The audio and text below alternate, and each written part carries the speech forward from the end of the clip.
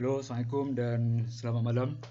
So as promised, di atas ramai permintaan daripada rakan-rakan kita di FJ Trading Note. So pada malam ni kita ataupun saya akan explain sedikit sebanyak tentang cara-cara bagaimana untuk kita screen those potential stock di Bursa Malaysia lah.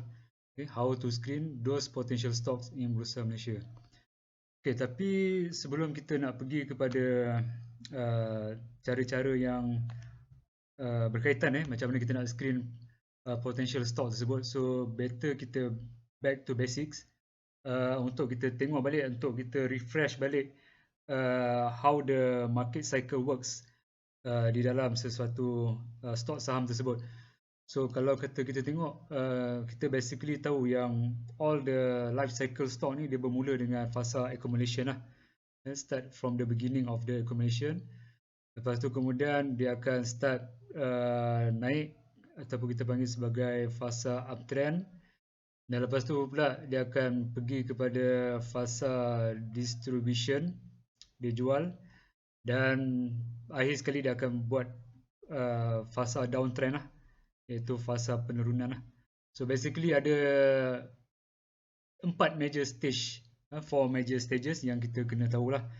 So the first major stage ni kita panggil sebagai accumulation. Okay.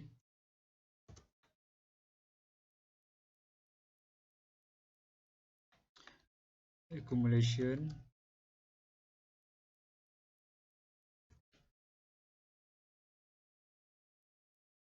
Okay, the next stage kita panggil sebagai uptrend lah.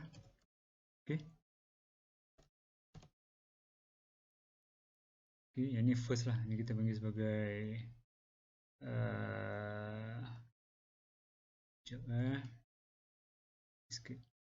first stage. First stage accumulation. Lepas tu second stage uptrend.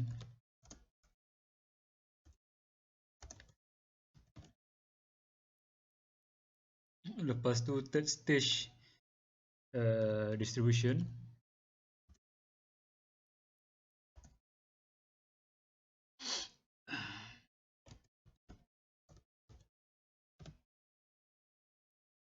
Okay. Dan last kali kita panggil sebagai fourth stage downtrend lah. Okay.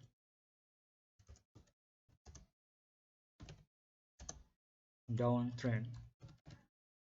Okay. So umum mengetahui bahawa ketika berada di fasa accumulation ni, so waktu ni berlakulah pengumpulan saham-saham oleh money maker ataupun jerung-jerung ni. Dia akan start beli saham kat sini. So selepas diorang dah kenyang, nak kata dah kenyang belum lagi lah, sebab diorang baru kumpul stok-stok tu kan.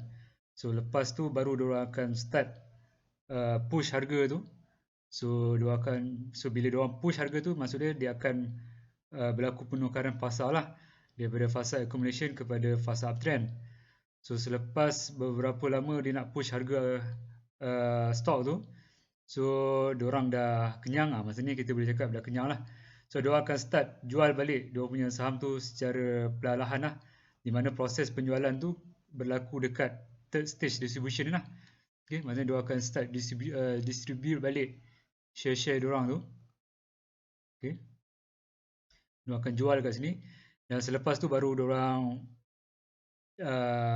ataupun selepas tu baru saham tu dia akan start jatuh lah. Yalah, sebab kita memang tahu setiap harga saham tu memang yang akan jaga dia adalah jerung-jerung ni lah. So bila saham tu kebanyakan dia dah dijual oleh jerung-jerung tersebut sewaktu pada fasa distribution ni, maksud dia dah tak ada siapa lagi nak jaga saham tu, so saham tu dia akan jatuh lah.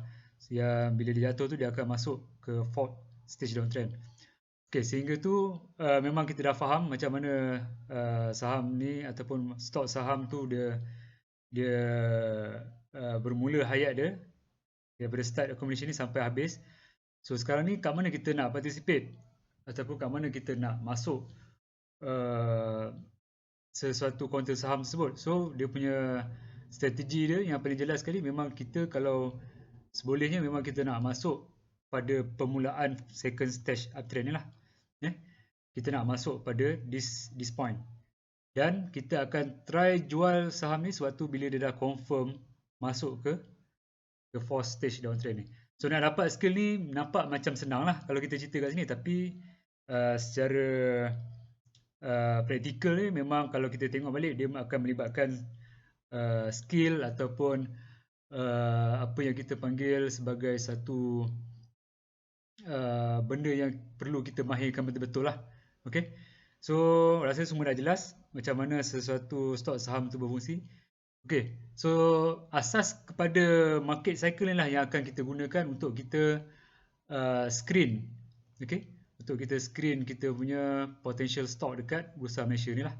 Okay, so macam mana kita nak ataupun which parameter yang kita perlu refer untuk kita jadikan sebagai benchmark untuk kita tahu dekat mana counter tu akan start masuk kepada fasa uptrend ni. Okay, itu yang kita nak lihat. Okay, jom saya terangkan. Okay, kita blankkan dulu. Okay, good. Sekejap. Alright, okay. So, mekanisme yang kita gunakan untuk kita nak tahu sesuatu market cycle tu, kita akan gunakan moving average. Okay, kita akan gunakan moving average ataupun dipanggil sebagai MA line lah. So, kita basically kita ada 3 MA line kat sini.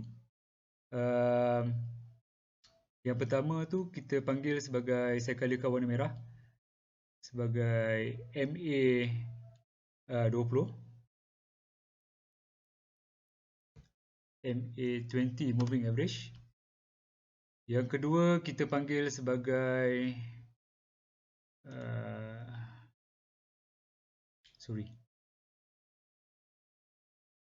this one MA 20.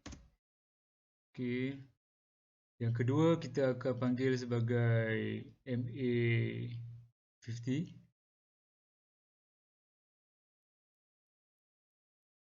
Okay.